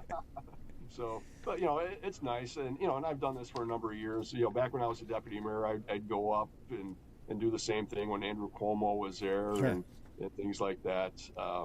So yeah, it's kind of a dog and pony show of sorts, but is it time well spent? It's certainly time well spent. Anytime you can get a little one-on-one time with the governor, with the speaker, with the comptroller who was also at NICOM, and I talked to one-on-one, it's always worthwhile. Whether you agree with their policies or not, when you're in a position like I am, when you're the mayor of a city, you play with the hand that you're dealt. Sure. And it doesn't matter if you're a Republican, doesn't matter if you're a Democrat, an independent, or otherwise. You have to find ways to work with people, even though you might disagree with them on policy, because at the end of the day, you have an obligation to the residents that elected you and the residents that you serve to provide for them the services that we've talked about earlier on the show. And by building those relationships and building those collaborations and fostering that teamwork, that's how you accomplish those things. And what do you think, and just quickly, I know we talked about it in the past, you and I, what do you think about the governor's race? Governor Hochul is definitely out there campaigning, and I'm kind of surprised how much she keeps bringing up Blakeman's name, but she is. So what are your thoughts moving into November? Well, I don't, I'm probably going to disappoint the Republicans out there watching this. Sure. I don't really know that there is a governor's race. Right. Right. Blakeman threw his hat in. Stefanik stepped aside. I think she was pretty clear from the get-go that she didn't want anything to do with a primary. Because I think she considered it a waste of time and money and resources, and which I don't blame her. Yeah. Blakeman has jumped in. He's a relatively unknown commodity, I think, in our neck of the woods. Right. Downstate Nassau County, he's, certainly, has name brand and, name ID and all that stuff. But I haven't really been impressed. He's having a hard time finding a running mate. He had a sheriff lined up until he didn't. Yeah. And we were just ridiculing Hochul about that. So you can't take that one thing away from us and do the same darn thing. Well, I don't know. Maybe Hochul and Blakeman ought to team up. Yeah, there you go. I don't really have an answer for it, but they're both struggling. I think it was, a lot of people, certainly in our area were, very disappointed when Stefanik dropped out and kind of, took a lot of the air out of the balloon, I think so, so to speak. Where it goes, who knows? As we're talking now, it's February. There's a lot of time left, but I just don't know where he gets the traction, if he has the energy for it, but we'll see. But even if you look at the fundraising numbers, they're not good. Where Stefanik had, and I don't want to, re-legislate this, but Stefanik had such good fundraising ability. She's known for that, right? So she had a war chest building up. People were sending their $200 inflation rebate checks to her, in a kind of a protest against Hochul. And now here, the numbers that we're seeing coming out of the New York Post, I think it was, Blakeman doesn't even have what you would call a war chest. No, and I don't think there's certain things you need. You need some sort of name recognition. You need the money, because money matters in statewide races, right? Because you can't be everywhere all at once, right? So you're going to rely on advertising, you're going to rely on signage, and all of those types of things, and and then energy. Right. You need energy, and she had it in spades. I know. She has a TV presence. I haven't really seen much of Blakeman, and I don't know that anyone in our area really has. I don't know that he's really focused on upstate. Even some of the people that he's been considering for lieutenant governor, not necessarily from Western New York or this portion of the states.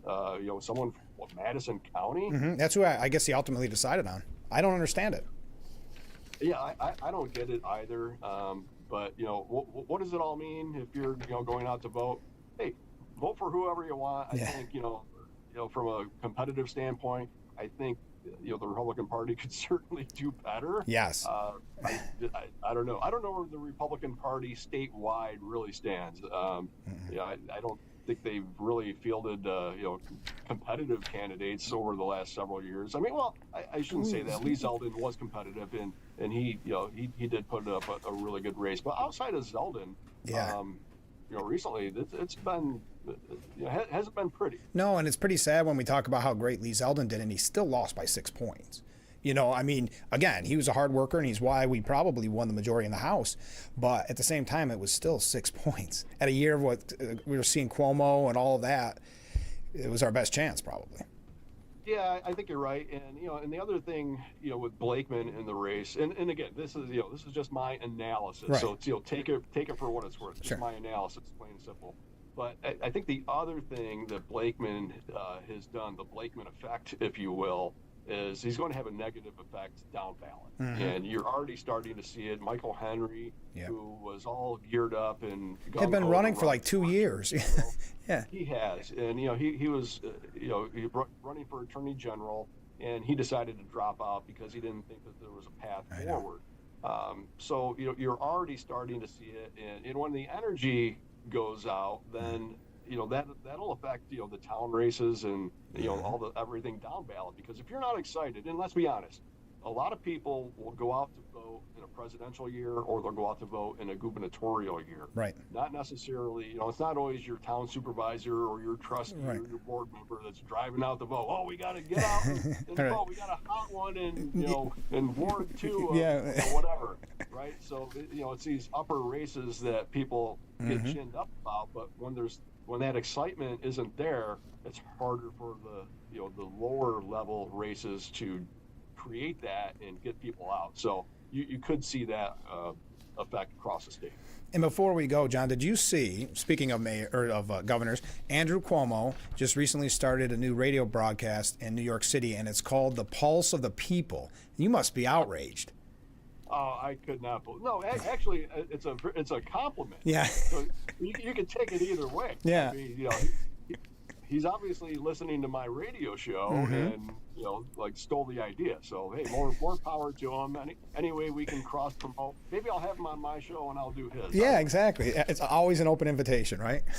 I do catch I do catch him on News Nation every now and Yeah. then. He'll have Bill O'Reilly on there and Stephen A. Smith. They have this the Three Americans kind of spiel or gig that they've got going on. Yeah. And, it's entertaining, and it is kind of nice to see like him and O'Reilly going back and forth. Yeah. Kind of reminds me of the old Fox News days where you'd have a person from each side going at it. Yep. And, No, I agree, but I just thought, wow, would steal your name like that is just outrageous. But like you said, he's listening. Who you got on this week? well, this week I have Frank Acom, All right. host of Frankly Speaking. All right, so don't miss it. I appreciate you coming on the Pulse on the Voice of Liberty at WYSL, WLEA on the weekends at 1 o'clock. Yeah, and you're doing a great job with it. And a lot of people struggle to get the local information like you're able to provide. I mean, talk about perfect timing when you had Kelly Fitzpatrick on the other day. Yeah, she's a wonderful guest and doing a great job as the chairwoman of the county ledge. Not an easy job. No.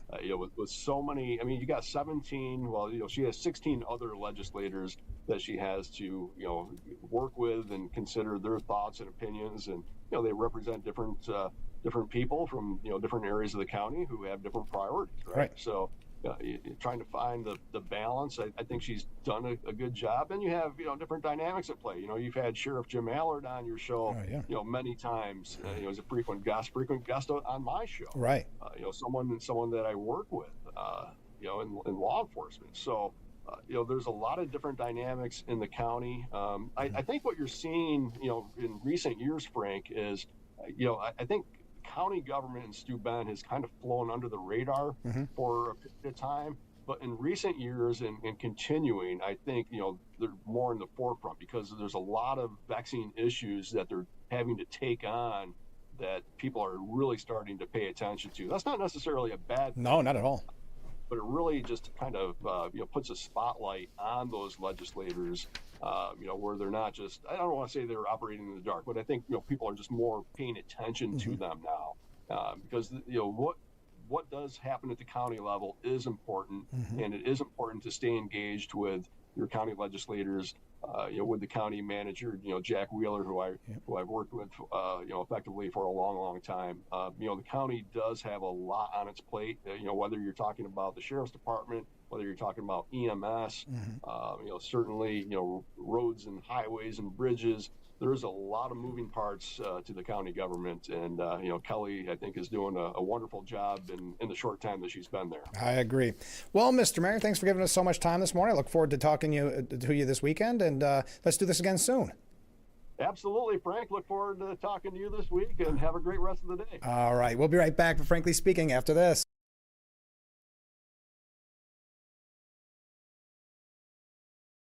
It's the home of creativity. Release Unleash your inner audio engineer. Create with the 3D printer. Make your clothing ideas come together with our sewing machine rentals. Or come to the library event nights to chat with those within your community.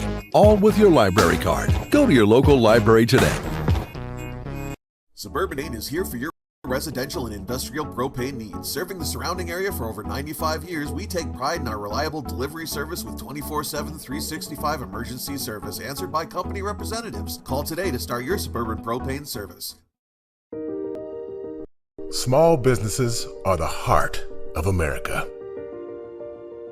Like you, these entrepreneurs started out with a dream and the drive to build a better life. If you have a small business idea to grow or challenge to face, you don't have to go it alone. Since 1964, SCORE has helped millions of entrepreneurs build their businesses. Today, they are the nation's largest nonprofit source of expert mentoring, resources, and education. Whether you're starting out, building back, or have worked at it for years, SCORE will match you with specialized mentors. Our thousands of volunteers provide the guidance and connections you need for free. Your success is waiting. SCORE is ready to help. Find a mentor today at SCORE.org.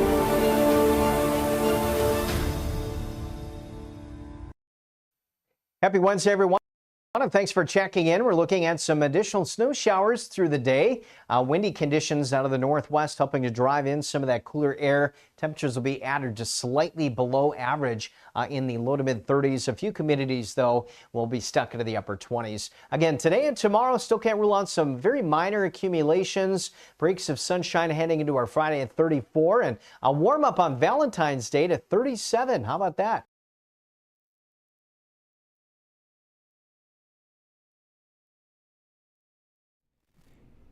The Frankly Speaking Roof Cam, brought to you by Boss Security in Horseheads. Contact them today for all your business and home security needs. We are back, broadcasting live from the Hesselson studio. We want to thank Hornell Mayor John Buckley for being our guest this morning. Always nice to have him on the program. A lot to catch up on. We haven't had him in quite some time, so we appreciate him giving us all that time. We've got some comments coming in during our conversation. Let's get right to them. Here we go. JB, meaning Mayor John Buckley. JB, the man, the myth, the legend, doing a phenomenal job representing our community. Keep up the good work. Have a great day, guys. Well, thank you. That's very nice of you, and I'll pass that along to the mayor. Comment from a different viewer. I'm inclined to believe Mayor Buckley, and the thought of Hochul for another term teamed up with Mamdani is something every New Yorker should be very, very concerned with. Thank you very much. Ken writes in, where is it here? Of course, Hochul will not have to run in a primary. Can you imagine how hard the primary puppet show would be if the puppet masters had to feign a primary against themselves? Or can you imagine the difficulty they would have in shaping the message if they had to run a full-on puppet like Hochul against someone that didn't really want to be just a mouthpiece for the Democrats? They had no choice but to persuade Delgado to drop out, which was probably easy. Most Dems will do anything for money. Check out his net worth next year to see how much it increases from the current value of about $80 million. He can't be worth that much, Delgado. By the way, the best I can find for Delgado's net worth in 2020 was $1.5 million. Thank you. Okay. Thank you very much, Ken. Comment from a different viewer. What does Albany have to do with upstate parting ways with downstate? Let us secede whether Albany approves or not. Who cares? We don't want or need Albany to be a part of the secession anyway. Well, that was in reference to Nick LaLota's recent bill to split, what was it, Staten Island? Is that what it was? From New York State, and then they had the other options that people are presenting. Comment from a different viewer. Good morning, Frank. Well, good morning. If we were to split from New York City, they can call us whatever they want. I'll call it hallelujah. Thank you very much. I see some other comments coming in. We'll get to those in just a little bit. If you are just joining us, again, we thank the mayor for being on. We had breaking news yesterday. This is very big news for our community. Assemblyman Phil Palmisano was appointed the ranking member of the Ways and Means Committee. This is a very important role. We congratulate Phil. There's no surprise. They have the confidence in him to do the job.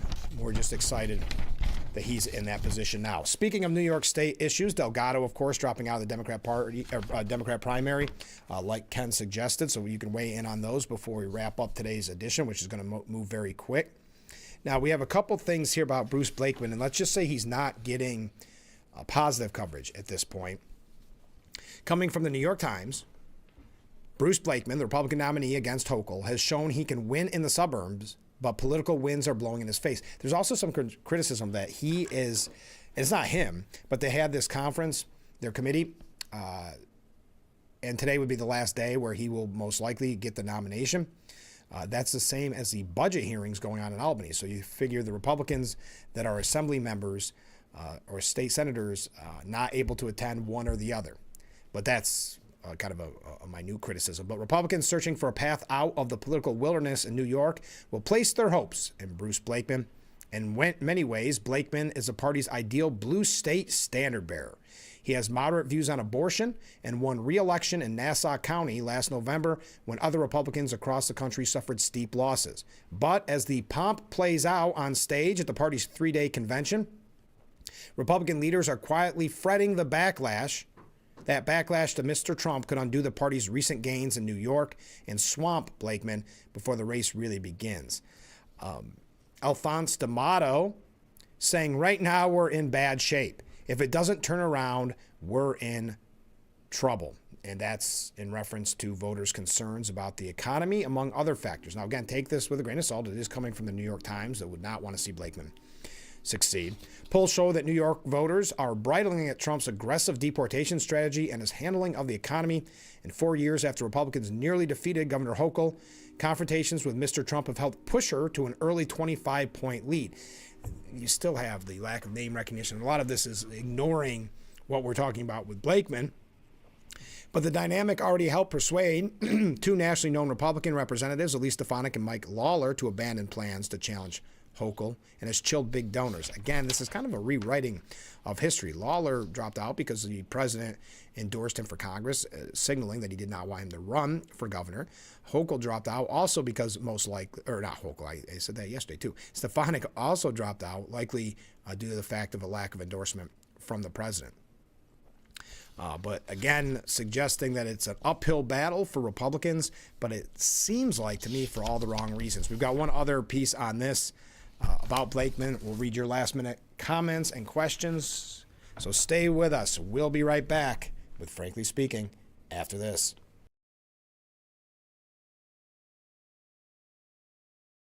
When winter weather hits the Twin Tiers, the road changes fast, and your tires should keep up. At Tire World, we're here to make sure you're ready for every snowy morning, icy curb, and late-night drive home. From all season to dedicated snow tires, our experts help you find the perfect fit for your car, your budget, and the way you drive. Fast service, trusted brands, and safety you can feel every mile. Don't wait for the first storm and roll into winter with confidence. Tire World of Corning, family service you can trust.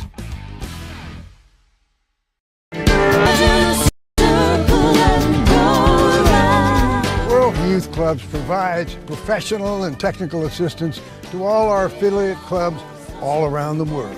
We already have 44 countries that are behind us providing safe spaces for kids, but there are 160 other countries we'd like to reach out to. Yeah. Right, Rod? Exactly. We need you to help fund the World Youth Clubs and make their dream come true.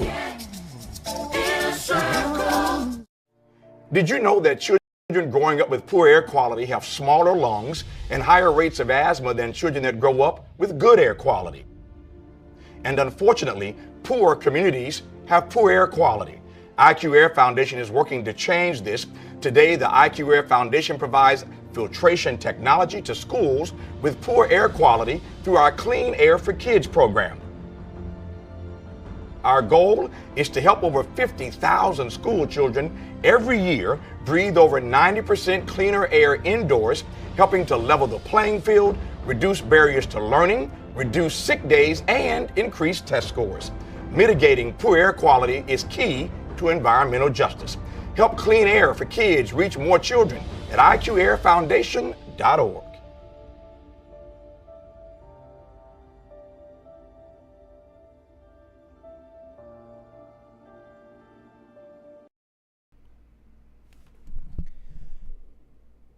Look at the snowfall, our beautiful, picturesque view of historic Market Street here in the Gafford District. We thank Boss Security for bringing us that view. Contact them today for all your business and home security needs. We are back broadcasting live from the Hesselson studio. Rick writes in, good morning, Frank. Good morning, Rick. Slow day for Trump so far, threatening Canada on the Gordie Howe Bridge, says Canada has to repay and respect him. Normally, I would say repay and respect the United States, but this is about Donald. Lutnick is another liar, claims he only communicated with Epstein 3 times, went in on a business venture with him, had drinks with him, and then had lunch on one of Epstein's islands. Trump still supports him. Birds of a feather. They are slowly peeling the layers off the stinky onion. The more they unwrap it, the worse it stinks. I think the country should move on to something else. What do you think? Hey, did you see our wonderful government has a commercial out there trying to paint ICE as these wonderful guardians of justice? Then there's the rebuttal commercial that paints a totally different picture. Don't have to look very far on a slow Trump day.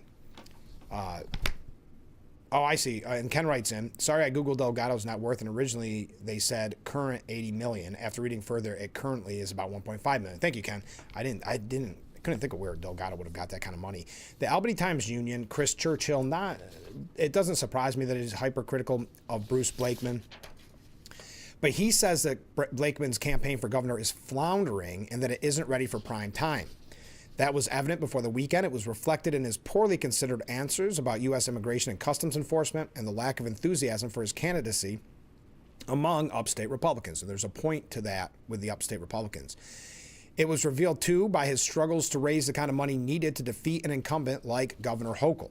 But a competent campaign for governor should, at the very least, be able to handle the selection of a running mate. It isn't difficult. So I think this goes against the fact that you have Governor Hochul having the same problem, as well as her lieutenant governor at one point, her current lieutenant governor at one point, was running against her. So I'm not sure if you could put the whole onus on Blakeman struggling with this, but they said it was Public Relations 101, and Blakeman must have slept through that class. We're not going to give you the whole history of his back and forth with the one gentleman from lieutenant governor and then switching his positions. But he finishes by saying, but this is New York. To even come close, a Republican running for statewide office needs to get almost everything right. If a candidate can't announce his running mate without self-inflicted embarrassment, it isn't getting things right. For Blakeman and the GOP, this is all going wrong. All right, we do have to take our last break. Then we're going to wrap things up on today's edition of Frankly Speaking. A couple of quick hits. Get your last second comments in, and we will be right back after this.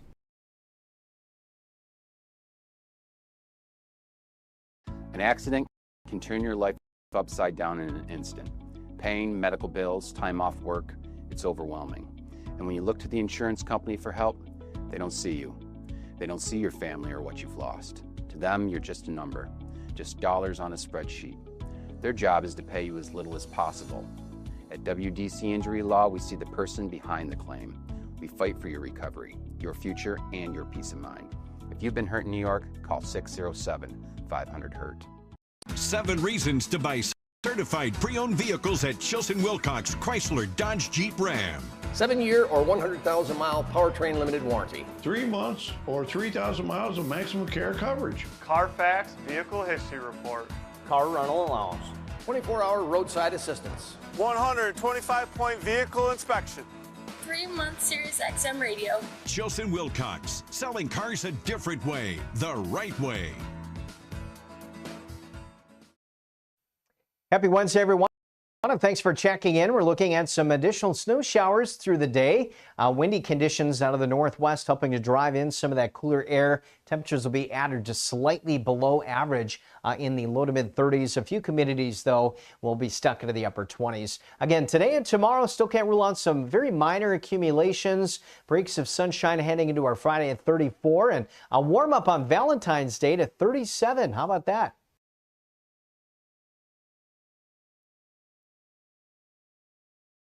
Frankly Speaking Roof Cam, brought to you by Boss Security in Horseheads. Contact them today for all your business and home security needs. We are back broadcasting live from the Hesselson studio.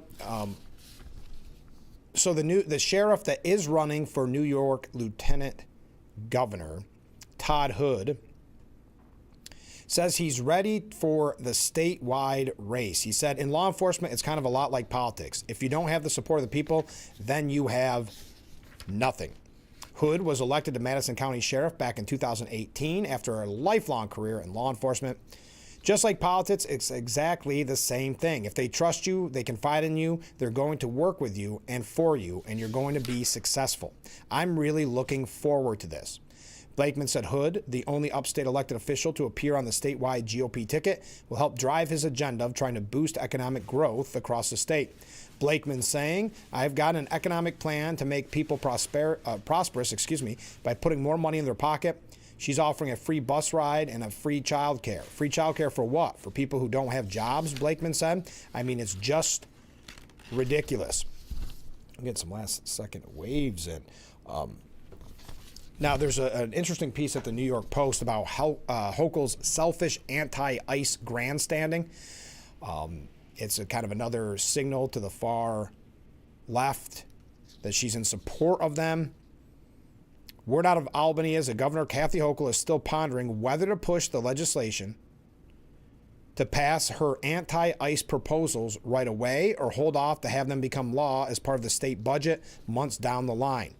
If she really believes ICE agents are, quote, grabbing people off the street without cause and thinks her local law, local cops legislative package is the answer, as she claims, then why would she wait? Obviously, because it's actually only about pumping up her own political image in her re-election year and about bashing her Republican opponent, Bruce Blakeman. That's why her central push is to prevent local law enforcement from working with the feds on immigration at all. Doing just that has been central to his work fighting gangs like MS-13 in Nassau County. Hence her desire to keep milking the fight for several months by passing it in the state budget. Yet that brings risks of encouraging her party's extremists. The far-left lawmakers want passage of the New York for All Act, which would codify new protections for illegal immigrants and outlaw even more cooperation between local law enforcement and the feds. Progressives also want to create a New York right to counsel in immigration court, as if any state can impose anything on federal courts. In other words, the governor's not just milking the most fraught national issue for her own personal benefit, she's enabling the hard left to also milk it to further its takeover of New York's Democratic Party. Hochul claims to be a moderate, but she's the left's very willing accomplice as long as it serves her needs. And I see Mamdani also assembling an ICE response team following President Trump's threats to New York City. Mamdani called for the creation of the Interagency Response Committee, which includes the city's chief immigration officer, in his first major executive order on immigration. Yes, we are out of time. I see a comment coming in. Mark writes in, Hornell Mayor Buckley seems like a good person. It's the first time I saw him today on your show. Have a great day. He is. He's doing a good job. Hornell just won re-election. One last thing, I'm going to try this here, and it's going to be a little bit of a struggle just before we go. But state Republicans nominated a former prosecutor to run against Attorney General Letitia James. Now, we know Mike Henry dropped out last week, and he'd been campaigning for it for quite some time. But this does avoid a primary. Her name, this is why I say it's going to be a struggle. I'm going to try. Saritha Kamatarati got the nod for Attorney General after winning a substantial share of the weighted vote over Kuram Dara. So again, Saritha Kamatarati is going to be the Republican candidate for Attorney General. Well, that does it for today's edition. Thank you to Hornell Mayor, John Buckley, for being on the program this morning. We do appreciate that, as always. I want to remind you, tomorrow on the show, we'll be talking about the great backyard bird count. It's not just local. It is international, this bird count. And you're going to find out all about it on tomorrow's broadcast. So tune in tomorrow and every weekday morning, starting at 6 for Frankly Speaking, only on WYDC TV, Big Fox. I look forward to it already. Have a great day, everyone.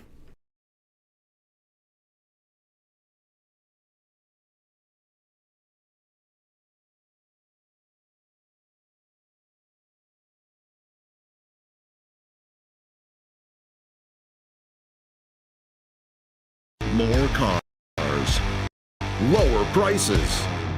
Simmons Rockwell. Make car buying simple when you drive your deal at a Simmons Rockwell location near you, where you'll always find more cars at lower prices.